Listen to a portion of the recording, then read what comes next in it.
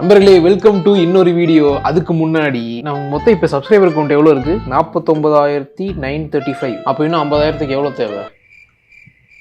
65 பேர் வேணும். யார் அந்த 65 பேர்? எங்க இருக்கீங்க? வந்து சேர்ந்து ரவுண்ட் ஆஃப் 15 கொண்டு வாங்க. பாக்குறவங்க கொஞ்சம் ஹெல்ப் பண்ணப்படாது. ஓகே நண்பர்களே, இன்னைக்கு இந்த வீடியோல என்ன பார்க்க போறோம்னா, ஆக்சுவலா இந்த கண்டென்ட் நான் யோசிச்சே வைக்கல. நிறைய பேர் பிக் பாஸ் கண்டென்ட் போடுறான்னு கமெண்ட்லயும் டிஎம்லயும் சொல்லிட்டே இருந்தீங்க. ஆனா நான் அந்த ஷோவை பெருசா பார்க்காதனால பெருசா போட முடியல.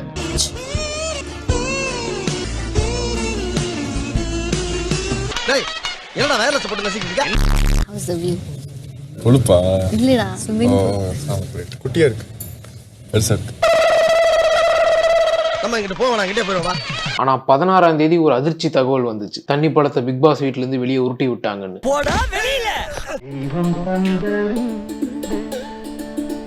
அடுத்த நாள் அவர் எலிமினேட் ஆனது சோசியல் மீடியால நிறைய பேர் சந்தோஷமா மீம்ஸ் ரீல்ஸ்னு போட்டாங்க. இவரெல்லாம் ஸ்டார்டிங்லேயே வெளியே வந்திருக்கணும் அப்படி இப்படின்னு போட்டாங்க. ஆனா என்ன பொறுத்த வரைக்கும் இவரெல்லாம் உள்ளேயே கூட்டு போயிருக்கூடாது. ஃபர்ஸ்ட் நிஜமா ஆக்டிங் கத்துட்டு வாய்ப்புக்கு எஃபர்ட் போடுறவங்க மத்தியில இந்த பழம் தான் உங்க கண்ணுக்கு தெரிஞ்சது இல்ல. சரி, உள்ள கூப்பிட்டு போயிட்டீங்க, ஏன் வெளியே விட்டீங்க? நிஜமாதான் கேக்குறேன், எதுக்கு திவாகரை வெளியே அமிச்சீங்க? ரொம்ப தேங்க்ஸ்பா, நல்லவன்டா.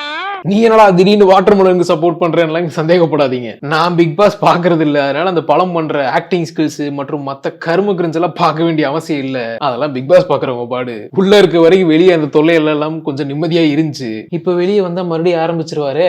எதுக்கு ஏன் வெளியே வந்த?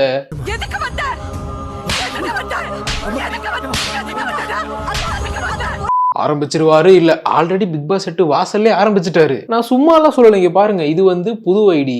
பழைய ஐடி ஏதோ கடவுள் புண்ணியத்துல போய் சேர்ந்துருச்சு. இப்ப இந்த ஐடியில தான் மறுபடியும் அதே வேலையை பார்த்துக்கிட்டு இருக்கு போலாம். திருந்துறதுக்கு வாய்ப்பே இல்ல.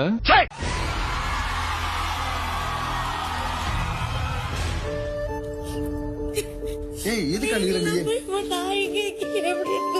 சரி, விடு. நான் இதை விட பெட்டரா ரியலிஸ்டிக்கா எழுதி காட்டுறேன். தயவு செஞ்சு உள்ள எடுத்துட்டு போயிருங்க பழத்தை. போயிடு, வராத அந்த பக்கம் தலை வச்சு படுக்க. போயிடு.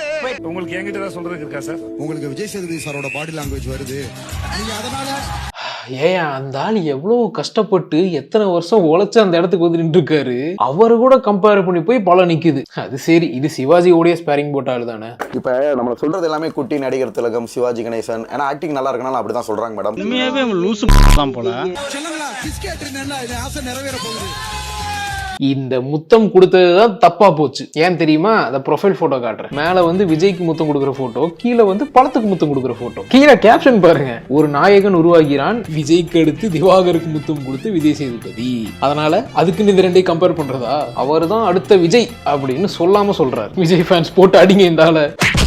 Without Divakar, the Big Boss show is too boring. அப்படியா? அந்த மாதிரி எல்லாம் இருக்கிறதுக்கு சான்ஸ் இல்லையே. யார் சொன்னது? நானே சொல்லிக்கிட்டேன். எனக்கு தெரியல, திவாகர் இல்லாதது ஷோக்கு அவ்வளவு பெரிய பாதிப்பு உண்டாக்கி இருக்கான்னு. பாக்குறவங்க யாராச்சும் இருந்தீங்கன்னா சொல்லுங்க. எம்ஜிஆர் சிவாஜிக்கு அப்புறம் அடுத்தது நான் தான் சொல்றாங்க. நான் சொல்லல, வெளியே வந்தா பல மென்டல் தனமா பண்ண ஆரம்பிக்கும்னு. இதோ இப்பதான் ஸ்டார்ட் பண்ணிருக்கு. என்னோட அடுத்த பிளான் பிசியோதெரப்பி ஹாஸ்பிட்டல் ஒன்று கட்டி வாழ்க்கையில் அடுத்து கட்டத்துக்கு போகணும். ஆனால் நிறைய பேர் சொல்கிறாங்க, அதுக்கு முன்னாடி உன்னை சினிமாவில் கூட்டிகிட்டு போயிடுவாங்க, நீங்கள் சினிமாவில் பெரிய இடத்துக்கு போயிடுவீங்க, எம்ஜிஆர் சிவாஜிக்கு அப்புறம் உங்களுக்கு தான் அந்த ஸ்டார் முகாமைப்பு இருக்குன்னு சொல்கிறாங்க. இவன் திருந்த மாட்டான் எத்தனோட சொல்றது? ஓகே, நான் பாடி ஷேமிங் முக ஷேமிங் எல்லாம் பண்ண விரும்பல. அவர் சொன்னதுனால சொல்றேன். எம்ஜிஆர் சிவாஜிக்கு அப்புறம் அந்த முக அமைப்பு இவர்கிட்ட தான் இருக்குன்னா, அப்ப நடுவில் இத்தனை வருஷமா இண்டஸ்ட்ரியில் இருக்க ஆக்டர்ஸ்ட இல்லாதது அப்படி இதுல என்ன இருக்குன்னு எனக்கு தெரியல. Genuine question. ஓகே, அமைப்புனா என்ன, அது இதுல எங்க இருக்கு, அதை மட்டும் எனக்கு சொல்லுங்க போதும். ஐயோ, இவனை ஏன்பா கிட்ட காட்டுறீங்க? உன்னை பணமா நடிக்க சொல்லி சும்மா படுக்க வச்சா கூட நடிக்க வராதா உனக்கு? நீ எம்ஜிஆர் சிவாஜி வரைக்கும் பேசுற லூசு பையல. கரெக்ட், கம்முன்னு போன மாதிரி சும்மா படுன்னு சொன்னா கூட இல்லம்மா நான் அதுல என்னோட எக்ஸ்ட்ரா கரிக்குலர் ஸ்கில்ஸை காட்டுறமான்னு மொத்த செட்டி வெறுப்பேத்திடுவாப்ல. நான் உங்கள் நட்டிப்பு அரக்கன். எப்படி இருக்கு?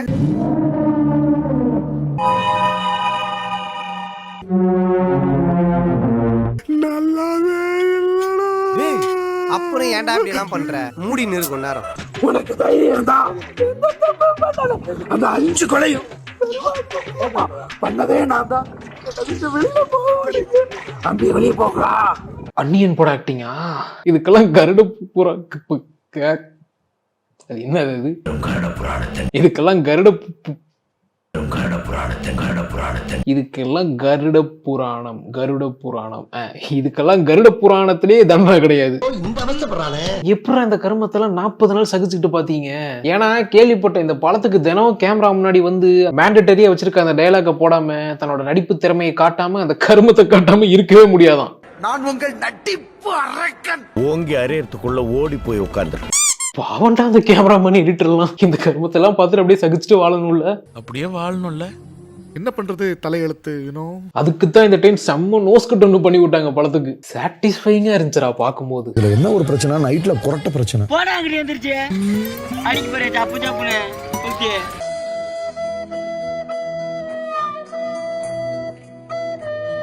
சார்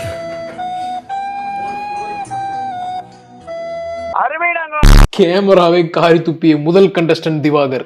ரொம்ப தேங்க்ஸ் மாப்ள. இது ஜோக்குன்னு புரியாம நான் ஏதோ அவரை பாராட்டுறேன்னு நினைச்சு போறேன். இன்னொன்னு நான் நோட்டீஸ் பண்ண என்னன்னா, இந்த மலையில விஷக்காலங்கள் முளைக்கிற மாதிரி திடீர்னு நிறைய ஹார்ட் கோர் ஃபேன்ஸ் உருவாகி இருக்காங்க திவாகருக்கு. சில பேர் வந்து ஏதோ அவர் ஏதோ இன்னசென்ட் நினைச்சு சப்போர்ட் பண்றாங்க. எப்படா பல பேர் அவரோட மொத்த ஹிஸ்டரி தெரிஞ்சு போய் சப்போர்ட் பண்றீங்க? நீங்க எல்லாம் பைத்தியமாடா நீங்க, மெண்டலா? சொன்னா கேளுங்க, பழத்து பின்னாடி போனா ஒரு நாள் உங்களே யார், நீ உன் தகுதி என்ன, தராதரம் என்னன்னு கேட்பாரு. கேட்கக்கூடிய ஆள் தான். அதெல்லாம் செய்ய மாட்டேன்னா நீ செய்வடா உன் முகர கட்டைய பார்த்தாலே தெரியுதுடா. இப்ப தண்ணி பழம் வெளியே வந்தது எனக்கு கொஞ்சம் சந்தேகமா தான் இருக்கு. ஏன்னா வந்த கொஞ்ச நாள்லயே அது இது ஏது ஷோல வந்து இந்த சிர்ச்சா பூச்சி ரவுண்ட்ல பழத்தை கூட்டு நிக்க வச்சிருக்காங்க.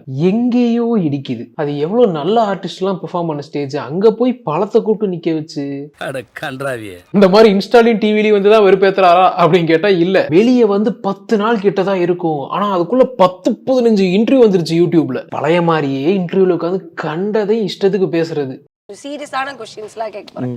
ஏதாவது ஒரு சண்டை வந்தாலே வந்து உன் தகுதி என்ன, உன்னுடைய தராதாரம் என்ன அப்படின்ற கேள்வி வந்து நிறைய வருது. இது உண்மைதான். நானே நிறைய இந்த ஆள் இந்த மாதிரி நடந்துக்கிறத ரீல்ஸ்ல இதுலன்னு பார்த்தேன். ஏன் வெளியேதான் காவாலித்தனமா என் லெவல் என்ன, நான் யாருன்னு தெரியுமா, என் தகுதி என்ன, என் தராதாரம் என்னன்னு சொல்லிட்டு தற்கூரி மாதிரி ஜாதி பெருமையை இன்டைரக்டா பேசிட்டு சுத்திட்டு இருந்த.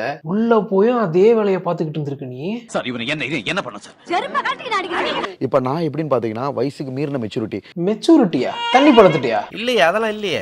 ஒவ்வொருத்தவங்க ஒரு செட்டப்ல வர்றாங்கல்ல, நம்மளோட கோவத்தை தூண்டி அளவுக்கு அதிகமா இப்ப தகுதின்ற வார்த்தைகள் யூஸ் பண்றதுக்கு காரணம், ஒவ்வொருத்தவங்க ஒவ்வொரு செட்டப்ல இருந்து ஒவ்வொரு வெரைட்டி டைப் ஆஃப் பீப்புளா வர்றாங்க. பாத்தீங்களா, இங்க ஒரு குறியீடை போட்டான் பாத்தீங்களா. அவங்க யூஸ் பண்ற வார்த்தைகள் நம்ம அப்படி சொல்ல வைக்கிது. தகுதின்றது தப்பான வார்த்தை கிடையாது. நம்ம மீன் பண்ணி சொல்றது பேசிட்டே ஏய் வா அப்படின்றாங்க ஒரு சிலர் வந்து பாடி ஷேமிங் பாச்சு. அப்ப நான் இது பாக்குறப்பே பார்த்து ஏய் வா போன்னு பேசினா நீ திருப்பி வா போன்னு பேசு. அதுக்கு தகுதி தராதரம்னு பேசினா எந்த இடத்துல எப்படி பேசணும்னு தெரியல.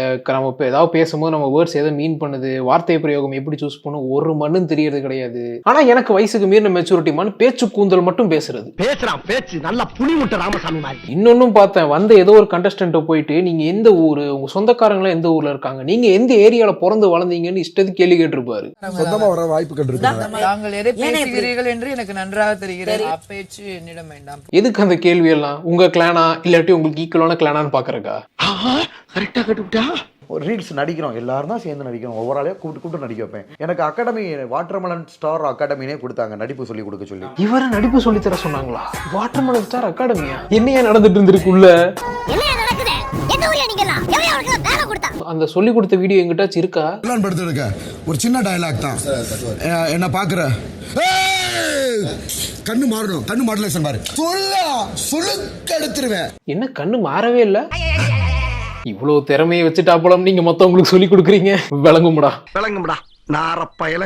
இவரோட ஆக்டிங் ஸ்கில் பத்தி இன்னொரு இன்டர்வியூல சொல்லியிருந்தாரு. நீங்க மேலும் மேலும் நிறைய படங்கள் நடிக்க எங்களோட வாழ்த்துக்கள். நான் ஒரு நடிப்பறக்கன், எனக்கு எல்லாம் தெரியும்ன்றது இன்னும் நடிப்பை நல்லா கத்துக்கிட்டு உள்ள இறங்குனீங்கன்னா மேபி உங்களுக்கு. இதே ஒரு டாபிக் மட்டும் சொல்லிக்கிறேன் மேடம். நடிப்பு ஆக்சுவலான்றது நேச்சுரா 4 ஆழம் பண்புடு மேடம். எனக்கு ஒரு கதாபாத்திரம் நிறைய பேர் இந்த ஆக்டிங் கிளாஸ் கூத்துப்பட்டறை நான் என்ன கேட்டேன்னா கூத்துப்பட்டறை போனா நல்லது தானே சார்? நான் சொல்றது தேவையில்லை மேடம். உங்களுக்கு தேவையில்லை மேடம். அவ்வளவுதான். பழத்தோட அதிகபட்ச புரியும் திறனே அவ்வளவுதான் மேடம். மேண்டேட்டரி கிடையாது. கூத்துப்பட்டறை போனாம படம் நடிக்கும் ஏதாவது மேண்டேட்டரி இருக்கா, கட்டாயம் இருக்கா? நீங்க போனா நல்லதுன்னு நான் சொல்றேன் சார். தேவையில்லை மேடம். இவன் சரியா வர மாட்டான்டா. ஒருத்தர் நல்ல விதமா தான் வளர்ச்சிக்கு அட்வைஸ் சொன்னா கூட எனக்கு தான் எல்லாம் தெரியும், நீங்க மூடுங்கன்ற மாதிரியே பேசுறது. எனக்கு எல்லாமே தெரியும். ஐயோ உங்களுக்கு எதுவுமே தெரியாது சார். பிக் பாஸ்ல நிறைய விஷயம் உங்களை பத்தி நிறைய பார்த்துட்டு இருந்தோம். பார்வதி தான் உங்களுக்கு ரொம்ப க்ளோஸான ஃப்ரெண்டுன்றதை நாங்கள் பார்த்து தெரிஞ்சுக்கிட்டோம். எப்படி கனெக்ட் ஆனீங்க நீங்களும் பாரு? இயற்கையா கனெக்ட் ஆனதாமா. இயற்கையா கனெக்ட் ஆனதான். எல்லாம் தெரியும்பா. சாமி உன்னை பத்தி எனக்கு தெரியும். நீ ஏன் அவங்கள ஓவரா ஃப்ரெண்டு பிடிச்ச, ஏன் தங்கச்சின்னு பழகுன, ஏன் அவங்க கூட மட்டும் க்ளோஸ் ஆனேன்னு தெரியும். இயற்கையா கனெக்ட் ஆகாங்களாம். தெரியும்ன்றாங்க, அப்பயும் அப்படியான்னு பேசிக்கிறோம். நம்ம பேசிக்கிட்டே இருக்கிறப்ப மதுரைன்னொன்னே 2 பேரும் கனெக்ட் ஆகிறோம். நான் தான் சொன்னேன்ல, மனசுல அந்த மேட்டர் கொஞ்சம் ஒட்டிக்கிட்டு இருக்குன்னு. என்ன மைண்ட் இது, மானங்கட்ட மைண்ட். இது இந்த ஒரு பேஸ்ல மட்டும் இல்ல, பல இடத்துல ரிஃப்ளெக்ட் ஆகுது இது. இப்போ இந்த பார்வதியை பத்தி நிறைய இப்போ கூட சொல்லிட்டு இருந்தீங்க, மதுரை அப்படின்னு ஊர். நிறைய இடத்துல எங்க ஊர் மதுரை மென்ஷன் பண்ணிட்டு இருந்தீங்க. எங்க ஊர் மதுரைனா எதை மீன் பண்ணீங்க? நான் காலேஜில் போய் ஹாஸ்டல்ல படிக்கிற மாதிரி ஆயிட்டேன். அங்க அப்படிதான் சொல்றேன், நான் மதுரைக்காரன். அது உண்மைதானே கண்ணு. அதாவது மதுரையிலிருந்து வர்றோம், அந்த ஊரை பெருமையா சொல்றதுல என்னத்தெல்லாம் தப்பு இருக்கு? ஊர் பெருமையை பேசுறதுல தப்பு இல்லை, ஆனா ஒரே ஊருன்ற அடிப்படையில சரி விடுங்க. இப்போ நான் என்ன சொன்னாலும் அது இல்லைன்னு சொல்லி முட்டு கொடுக்க இன்னும் ஒரு 1/2 நேரம் சம்பந்தமே எல்லாம் பேசுவாரு. போர் அடிச்சு போச்சியா போயா. இந்த ஒரு விஷயத்துக்காக நான் வீட்டுக்குள்ள போனேன் அப்படின்னா எதுக்காக வீட்டுக்குள்ள போனீங்க? எதுக்காக நான் வீட்டுக்குள்ள போனேன் அப்படின்னு பாத்தீங்கன்னா, நம்மளோட ஆக்டிங் ஸ்கில்ஸை காட்டணும், நடிப்பு திறமையை காட்டணும், அது போக நம்மளோட இண்டிவிஜுவல் கேரக்டரை காட்டணும் அப்படின்றதுக்காக போனோம் மேடம். ஆக்டிங் ஸ்கில்ஸா இருக்கா? ஏன்டா பச்சை போய் பேசுற? சரி, அவர் இருக்குன்னு தான் நம்பிட்டு இருக்காரு, காட்ட போயிருக்காரு. சரி, ஓட்டிங்ல ஃபுல்லா நம்ம ஃபர்ஸ்ட்ல இருந்திருக்கோம். ஒரு நபர் போட்டிருக்காங்க, திவாகர் டைட்டில் வின்னர் அடிச்சார், அவருக்கு நாங்க துபாயில வீடு கிஃப்ட் கொடுக்குறோம். ஏன்னா நீங்க சொன்னாலும் நம்ப மாட்டீங்க, காட்டுறீங்க. இதெல்லாம் இந்த வீடியோலாம் நான் பார்க்கல. இல்ல சார், நானும் தான் என்ன வேணா சொல்லுவேன். இல்ல இதாங்க இவர்கிட்ட இருக்க பிரச்சனை. இவர் புகழ்ந்து வந்து யார் என்ன சொன்னாலும் நம்பிடுவாரு. அதே இவர்கிட்ட இருக்க ஒன்று இது மைனஸியா அப்படின்னு சொன்னா ஒத்துக்க கிடையாது. இவங்க எல்லாம் ஹேட்டர்ஸ் அப்படி இப்படின்ட்டு போயிடுறது. தன்னை பத்தி எல்லாரும் பெருமையை பேசிக்கிட்டே இருக்கணும். இவருக்கு தற்பெருமை தண்ணி போலாம். ஒரு இன்டர்வியூல கிளியரா ஓப்பனா கேட்டிருப்பாங்க, ஏன் வந்து இப்படி ஒரு கேஸ்டிஸ்டா இருக்கீங்க அப்படின்னு கிளியரா கேட்டதுக்கு பலம் பதில் சொல்ல முடியாம எப்படி பதறுதுன்னு பாருங்க. நீங்க வந்து ஒரு பாடி ஷேமிங் பண்ணா கூட சரி, ஓகே, அவர் ஏதோ சொல்றாரு, இவர் ஏதோ சொல்றாருன்னு முடிச்சிடலாம். ஆனா நீங்க அவரை பாடி ஷேமிங் பண்றீங்க, காஸ்ட் ஷேமிங் பண்றீங்க, அவங்க ஜெனரேஷனையே ஷேமிங் பண்றீங்க. கேஸ்டெல்லாம் நான் பேசவே இல்லை மேடம். இல்லாததெல்லாம் தயவு செஞ்சு சொல்லாதீங்க. எந்த இடம் மட்டும் சொல்லுங்க. திவ்யா கிட்ட நீங்க வந்து ஒரு நாள் திவ்யா கிட்ட பேசுறதுக்கு கானா வினோத் எதுக்கு நீங்க முடிச்சு போடுறீங்க? கானா வினோத் கிட்டயும் நீங்க திவ்யா கிட்ட நீங்க சொல்ற தகுதியே எனக்கு வந்து அந்த தகுதியே நீங்க சொல்ற மாதிரி மேடம், சண்டையில அந்த தகுதியே எனக்கு ஒரே ஒரு நிமிஷம் அண்ணா. என்னாச்சு சார்? சார் ஒரு நிமிஷம் சார். ரொம்ப கவனமா டீல் பண்ணி ஆட்டத்தை கலைச்சிடுறாசா. சார் நான் ஒரே சாவாசமே அவளை போடி. வேணும்னே கெட்டவர் ஆகல, அவரே கெட்டவர் தான். இதுக்கு எழுந்தாரு. நான் காஸ்ட்னு சொன்னதுக்கா? செய்யாததெல்லாம் நான் சொல்லல. என்ன செய்யாததை சொன்னேன்? அவர் அப்படிதான் பண்ணாரு வினோத்தை. சொன்னதே 100 தடவை. எதுக்கு ஒரு கேள்வி கேட்டா பதில் சொல்ல முடியாது இவர்? என்ன இவரு அவ்வளவுதான், எந்திரிச்சு ஓடிடுவாரு. யாராச்சும் ஏதாச்சும் கரெக்டா கேள்வி கேட்டாங்கன்னா பதில் சொல்ல முடியலன்னா எந்திரிச்சு போயிடுறது. Sir what ever he feel. இல்ல அது பெருசா நான் எக்ஸ்பிளைன் சார் தான் பண்ணிடுவேன். ஸ்கிப் பண்ணிடுங்க. அடுத்த क्वेश्चन என்னன்னா, கரெக்டா கேள்வி கேட்டா எந்திரிச்சு ஓடிட்டாரு. திரும்பி வந்து உட்காந்து அந்த क्वेश्चन கேட்டா அந்த क्वेश्चन வேணா ஸ்கிப் பண்ணிருக்கேன்னு தாவறாரு. பட் ஸ்கிப் பண்ணுங்கன்னு சொன்னதையும் ஸ்கிப் பண்ணாம எடுத்து போட்டு வச்சிருக்கீங்க பாத்தீங்களா? வெரி குட் ரெட் நூல், அப்ரிஷியேட்டிவ். நான் அப்படி பேசல, நான் தகுதின்னு சொல்றதுக்கு அர்த்தம் அது கிடையாது, நான் யார்கிட்டையும் கேஸ்ட் பார்த்து பழகலன்னு சொல்ற ஆளு கிளியரா உட்காந்து என்னன்னு எக்ஸ்பிளைன் பண்ணணும். அப்படி இல்லாட்டி கொஞ்சோண்டு அறிவுறது ஓகே, நான் சொல்ல நினைச்சது வேற, பட் நான் தப்பான வேர்ட்ஸ் யூஸ் பண்ணிட்டேன், அது ஏன் தப்பு தான், மன்னிச்சிருங்கன்னு ஏதாச்சும் சொல்லணும்ல. அதை பண்றது கிடையாது. அப்ப பார்க்கும்போது என்ன தோணும், இந்த ஆளுக்கு மனசுல அந்த ஆளுக்கு ஒட்டிட்டு இருக்கடா அப்படின்னு தானே தோணும். அதான் எல்லாரும் கூப்பிட்டு கேக்குறாங்க. இப்பதான் உன்னை சரியா புரிஞ்சுக்கிட்டேன். நீ தப்பானவன் இல்ல, நீ தப்பானவன் தான். பாரு உங்களை அண்ணன் கூப்பிட்டாங்க, நீங்க பாரு எப்படி பாக்குறீங்க? நான் நல்ல ஒரு ஃப்ரெண்டாவும் பார்த்தேன், சிஸ்டராவும் பார்த்தேன் மேடம். ஃப்ரெண்டா சிஸ்டரா? ரெண்டும் தான். என்னங்க ஒரு ஏதோ இந்த அண்ணா பாப்பா லவ் மாதிரி பேசிட்டு இருக்காரு. நானும் பார்த்தேன், ஏதோ ஒரு இதுல வந்து உட்காந்துட்டு அவங்க பார்வதி அவங்க கிட்ட போயிட்டு நீ என்ன கல்யாணம் பண்ணிக்கிறியா அப்படின்னு சம்திங் மாதிரி ஏதோ கேட்டிருந்தாரு. பார்வை கல்யாணம் பண்ணி செட்டில் ஆயிடலாம். நம்மாளுகளே இப்படி பண்றீங்களப்பா. தங்கச்சின்னு சொன்ன ஒரு பொண்ணு கூச்சமே இல்ல. ஹஸ்பண்டே நிறைய பேர் அண்ணா கூப்பிடுறாங்க. அப்படி ஒரு கேடு கேட்ட கேரக்டர் ஊடு கட்டி அடிக்கலாம் வாங்கடா. அப்ப ஏன் வந்து வினோத் அண்ணா வந்து பார்வை இது கல்யாணம் பண்ணிக்கோ அப்படின்னு சொல்லும்போது அப்ப மட்டும் ஒரு சீனை போட்ட, உனக்கு உண்மையா ஒரு கேரக்டர் கிடையாதா? ஏன் இவ்வளவு பச்சோந்தியா இருக்க? ஓ வாய் என்னன்றது எனக்கு தெரியும். நம்மாளுகளே இப்படி பண்றீங்களப்பா. இதையாடா அண்ணன் தங்கச்சி எடிட்லாம் போட்டு திவாகர் நல்லவர்னு போட்டிருந்தீங்க. ஒண்ணு சொல்லுங்க, ஃப்ரெண்டா மேடம்? சிஸ்டரா? ஒரு ஃப்ரெண்டுக்கு ஃப்ரெண்டா பார்த்தேன், சிஸ்டருக்கு சிஸ்டரா பார்த்தேன். சரி, அப்புறம் எப்படிங்க சிஸ்டரை வந்து கல்யாணம் பண்ணிக்கலாமா அப்படின்னு சும்மா ஒரு ஜாலி விளையாட்டுக்கு கொடுங்க. பிரதர் சிஸ்டர் கிட்ட கல்யாணம்ன்ற டாபிக்கே வந்து அது ரிலேஷன்ஷிப்பையே கொச்சப்படுத்துற மாதிரி ஆகுமே, அது விளையாட்டுக்கு கூட ஏன் பண்ணீங்க? நான் பார்த்த வரைக்கும் அண்ணன் தான் கூப்பிட்டு இருந்தாங்க. இவர் அதுக்கு அப்போஸ் எல்லாம் பண்ணல. சரி தங்கச்சி மாதிரி தான் நடந்துகிட்டு இருந்தாங்க. அப்புறம் போய் கல்யாணம் பண்ணிக்கலாமான்னு கேட்டிருக்காரு. அது கேட்டா ஃபண்ணுங்கிறாரு. என்ன இளவு வீடுடா இது. இதை மட்டும் நான் நான் சொல்லல, என்னென்னமோ அசிங்கமா நடந்துச்சு அத்தனையும் சேர்த்து தான் சொல்றேன். பிக் பாஸ் ரெகுலரா பார்க்கற நிறைய பேர் சொல்றாங்க இந்த சீசன் தான் இருக்கிறதுலே ஒரு ஒஸ்டான சீசன், ரொம்ப அசிங்கமா இருக்குதுன்னு. கூலி மிச்சமாமனும் பேச்ச கேட்டுவீங்க வேலைக்கு சட்டம் பத்தியா என் புத்திய செருப்பாலேயே அடிக்கணும்டா. இந்த ரீல்ஸ் இன்டர்வியூ அதெல்லாம் தாண்டி வந்து சோஷியல் மீடியாவில் வந்து ஒன்று போயிட்டு இருக்கு. அவரு மேரேஜ் ஆன ஃபோட்டோ, அப்புறம் வந்து அவருக்கு ஆல்ரெடி 2 மேரேஜ் ஆயிருச்சு, அதுக்கப்புறம் வந்து ஹராஸ்மெண்ட் கேஸில் வந்து ஜெயிலுக்கு 2 டைம் போயிட்டார் அப்படி இப்படின்னு என்னென்னமோ இருக்கு. ஆனால் அதெல்லாம் எதுவுமே நான் இங்கே எடுத்து பேசலை. ஏன்னா நிறைய பேர் வந்து அதை போட்டுக்கிட்டு இருக்காங்க, போட்டு ட்ரோல் பண்ணுறாங்க. பட் அதுக்கான ப்ரூஃப் வந்து இல்லை. ப்ரூஃப் இருந்துச்சுன்னா போட்டு அடிங்க, தப்பே இல்லை. ஆனால் ப்ரூஃப் இல்லாத ஒரு விஷயத்துக்கு வந்து பேசுறது சரி கிடையாது. ஸோ அந்த டாபிக் நம்ம பேச போகிறதில்ல, அவாய்ட் பண்ணிடலாம். சரி, பார்த்த வரைக்கும் போதும். ஃபைனலாக நான் என்ன சொல்கிறேன்னா, ப்ளீஸ் திவாகர் மறுபடியும் உள்ளேயே எடுத்துக்கோங்க, வெளியே விடாதீங்க. வந்த கொஞ்ச நாளே ஆட்டத்தை ஆரம்பிச்சிட்டாரு. உள்ள போய் 40 நாள் எப்படி கையில போன் கொடுக்காம வச்சிருந்தீங்களோ அதே மாதிரி கூப்பிட்டு தெளியற வரைக்கும் அங்கேயே வச்சிருங்க. வருஷ கணக்கானாலும் தெரியாது, அது வேற விஷயம். ஏதாவது சொல்லி கூப்பிடுங்க. இது வந்து கிராண்ட் பிக் பாஸ், இது 100 நாள் இல்லை, இது 1000 நாள் இருக்கணும். திவாகர் உள்ள வாங்கன்னு ஏதாவது ஒன்று சொல்லி கூப்பிட்டு போயிருங்க. பிக் பாஸை விட்டுரு, மனநல காப்பகம் போட்டுரு. ஏன்னா சில கிரிஞ்சு டைரக்டர்ஸ் எல்லாம் விட மாட்டாங்க. வேற இவர் வந்து ஏதோ ஒரு கிரௌட் புல்லிங் மெட்டீரியல் மாதிரி சம்பந்தமே எல்லாம் படத்துல யூஸ் பண்றாங்க. அந்த மாதிரி படத்துல எல்லாம் போய் நடிச்சுட்டு வந்துட்டு பாருங்க தமிழக மக்களே, நான் வந்து படத்தில் நடிச்சிட்டேன்னு ரொம்ப ஆடுவார். அதெல்லாம் பார்க்க முடியாது. அப்படி அவங்க கூப்பிடலனாலும் இந்த டிவி ஷோஸ் எல்லாம் சம்மந்தமே இல்லாம படத்தை கூப்பிட்டு ஏதாவது ஒரு ஷோல நிக்க வச்சு ஏதாவது ஒன்று பண்ண வைக்கிறாங்க. யாரா உன்னை தாண்டா சொல்றேன் விஜய் டிவி, எப்படியாச்சும் படத்தை மறுபடியும் உள்ள கூட்டு போய் யாருக்கும் தெரியாம வச்சுக்கோங்க. இந்த கெட்டு போன தண்ணி போல எங்களுக்கு வேண்டாம்.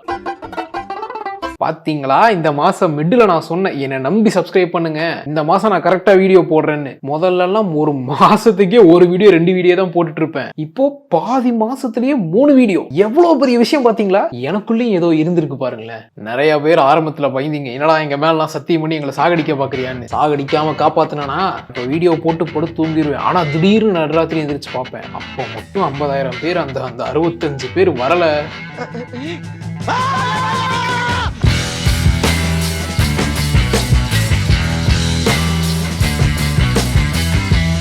நெக்ஸ்ட் மீட் பண்றேன்.